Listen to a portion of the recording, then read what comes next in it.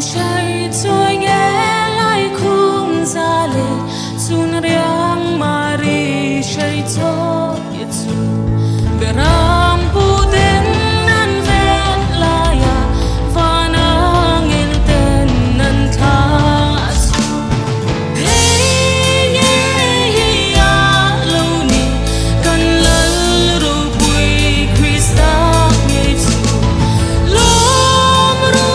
a lo piang ka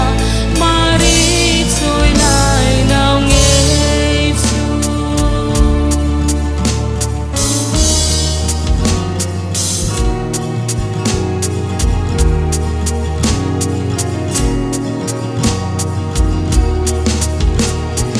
Vang nghe bố đã ru quy tròn rân thênh mùng cô mà thân Yang mi te sinh pha sông đàn tân nó ru quy thân ta Hey nghe hi a lo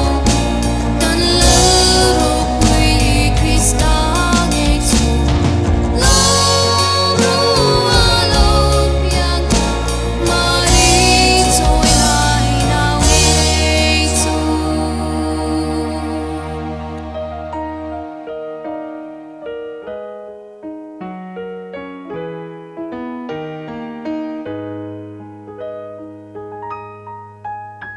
Kan thin lung le thil pek lanin a hne na I kalang